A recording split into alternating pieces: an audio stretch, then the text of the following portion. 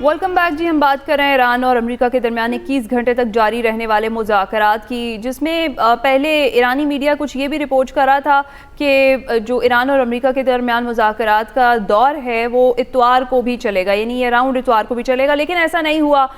جو امریکی نائب صدر جے ڈی وینس ہیں انہوں نے میڈیا سے گفتگو کی اور انہوں نے کہا کہ ایک اچھی خبر ہے، ایک بری خبر ہے. بری خبر یہ ہے کہ ابھی تک حتمی معاہدے پر نہیں پہنچ سکے، اور اچھی خبر یہ ہے کہ ایران کی جو قیادت ہے اسے سنجیدہ گفتگو ہوئی ہے. انہوں نے کہا کہ ہم چاہتے ہیں کہ ایران یقین دہانی کرائے کہ وہ ایٹمی ہتھیار نہیں بنائے گا. معاہدے تک نہ پہنچنا امریکہ سے زیادہ ایران کے لیے بری خبر ہے. ان کی جانب سے یہ بھی کہا گیا کہ 21 گھنٹے سے مذاکرات جاری رہے، مختلف اہم امور پر بات چیت ہوئی، کسی ڈیل کے بغیر امریکہ واپس جا رہے ہیں، اور اس کے بعد وہ اس وفد کے ہمراہ امریکہ واپس روانہ ہو گئے جس کے ہمراہ وہ کل پاکستان پہنچے تھے. اسی پر ہم بات کریں گے سابق سیکرٹری خارجہ جوہر سلیم صاحب ہمارے ساتھ موجود ہیں. ان سے السلام علیکم جوہر صاحب، good morning, thank you so much for joining us. Sir, جس طریقے سے ابھی ہم بات کر رہے ہیں کہ جے ڈی وینس نے کہا کہ بغیر کسی حتمی نتیجے کے مذاکرات ختم ہوئے اور وہ واپس چلے گئے ہیں، اور ان کے بقول کہ اب جو بال ہے بظاہر وہ ایران کی کوچ میں ہے، جو حتمی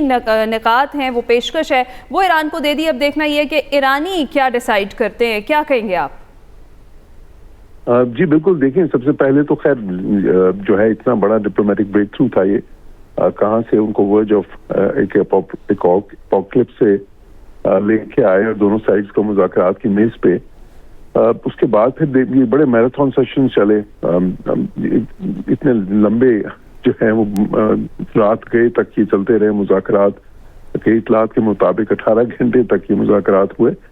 تو وہ سارا کچھ جو ہے نا بہت ہی خوشائند خوشگوار ماحول میں بھی ہوئے.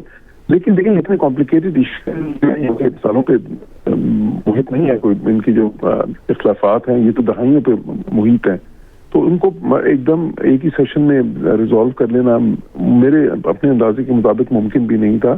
اور میں تو پہلے سے یہی کہہ رہا تھا کہ دیکھیں ڈفرینٹ سینیریوز ہو سکتے ہیں، لیکن جو زیادہ پروبیبل سینیریو ہے وہ یہ ہے کہ کچھ باتوں پہ اتفاق ہو سکتا ہے اور پھر ظاہر ہے کچھ باتوں پہ نہیں ہوگا، اور پھر جو ہے مذاکرات آگے چلیں گے. تو اس میں اب اہم چیز یہ ہے کہ دیکھیں یہ پروسیس جو ہے، اور یہ میں نے یہ بھی کہا تھا کہ ڈیڈ لاکس ہو سکتے ہیں لیکن پروسیس بریک ڈاؤن نہیں ہونا چاہیے. تو یہ اہم چیز ہے. دیکھیں ڈیڈ لاک پیدا ہوا ہے، ٹھیک ہے، جو ہے ڈیڈ لاکس ہو جاتے ہیں مذاکرات میں، اس طرح کے مذاکرات میں کچھ بالکل بھی انیوژل نہیں. لیکن جوہر صاحب اس میں نیک نیتی کی اگر بات کریں تو پاکستان تو انتہائی نیک نیتی سے اس عمل کو آگے بڑھا رہا تھا، اور پاکستان کا جو سٹانس تھا پوری دنیا کے سامنے واضح تھا. لیکن آپ کو جو فریقین کی سٹانسز ہیں اس میں کتنی نیک نیتی دکھائی دی ہے؟ آپ دیکھ رہے تھے کہ دونوں ایک پہلے سے مائنڈ سیٹ لے کر آئے تھے؟ اس میں دو اہم چیزیں ہیں.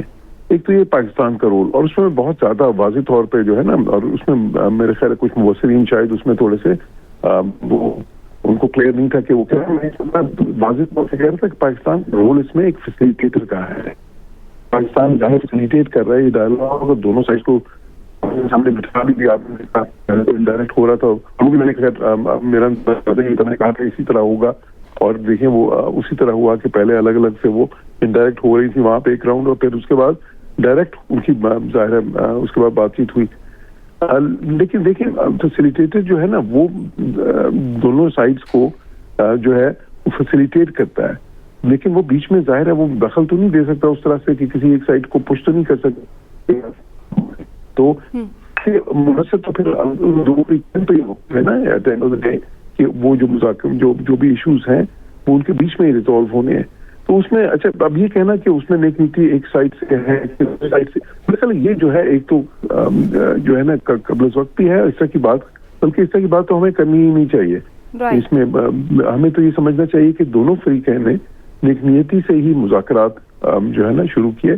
اور اگر وہ دیکھیں اتنی دور سے آئے، اتنے ذمہ دار قسم کے ڈیلیگیشنز لے کے آئے، اتنے بات ڈیلیگیشنز دونوں طرف سے آئے، تو نیک نیتی تو تھی دونوں طرف سے تھی.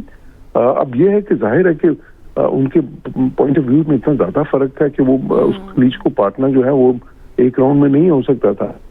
डेफिनेटली जौहर साहब, आफ्टर 47 ईयर्स जो है वो इस तरीके से दोनों फरीक़ैन आमने सामने रहे, और हम भी इतना क्विक कोई रिजल्ट एक्सपेक्ट नहीं कर रहे थे कि कोई बहुत ही बड़ा नतीजा निकल आएगा या कोई बहुत बड़ा ब्रेक थ्रू हो जाएगा।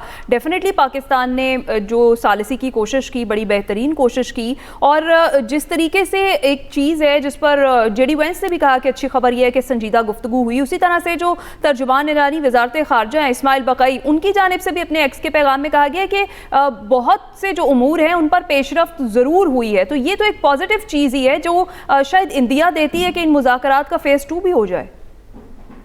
जी बिल्कुल, इंशाल्लाह। देखिए, मैं तो एग्जैक्टली यही कह रहा था कि देखें, इसमें कुछ मामलात जो हैं उन पे जाहिर है उनके जो पर्सपेक्टिव्स हैं वो आपस में बिल्कुल मिल सकते हैं, लेकिन कुछ मामलात फिर रह जाएंगे, वो फिर मजीद आगे की नेगोशिएशन में रिजॉल्व हो सकते हैं। जो सबसे अहम चीज़ है वो ये कि ये प्रोसेस ब्रेक डाउन नहीं होना चाहिए, इसको मैं सबसे अहम समझता हूँ। ये बिलावास्ता या बिलवास्ता ये प्रोसेस जो है जारी रहना चाहिए। ज़रूरी नहीं क्या होता कि हर वक्त वो दोनों आके बैठे हैं। जो एक बार आके बैठे हैं तो वो बहुत एक तो तारीखी चीज़ थी, लेकिन उसका बहुत एक अच्छा इम्पैक्ट भी हुआ है।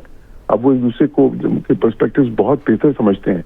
तो अब जाहिर है कि देखिए, गौर खौस का भी एक वक्त होता है। दोनों साइड जो है इसको जाहिर अपने वो लेके गए हैं जो एक दूसरे की तजावीज़ और जो है तो उसके ऊपर वो गौर करेंगे, और उसके बाद जाहिर है मैं समझता हूँ कि मजीद इस पे जो है ना गुफ्तशनीद, और वो गुफ्तशनीद जाहिर है ज़रूरी तो नहीं कि फेस टू फेस मीटिंग नहीं हो, वो वैसे भी हो सकती है। पाकिस्तान पहले भी ये रोल अदा कर रहा था इन बिलावास्ता मुज़ाकरात से पहले भी, वो दोबारा पाकिस्तान भी वो रोल अदा बिल्कुल, और पाकिस्तान ने अयादा किया है कि आगे भी वो यही रोल अदा करता रहेगा। जौहर साहब, बहुत बहुत शुक्रिया, आपने तज्ज़िया पेश किया। अभी ब्रेक पर जाएंगे।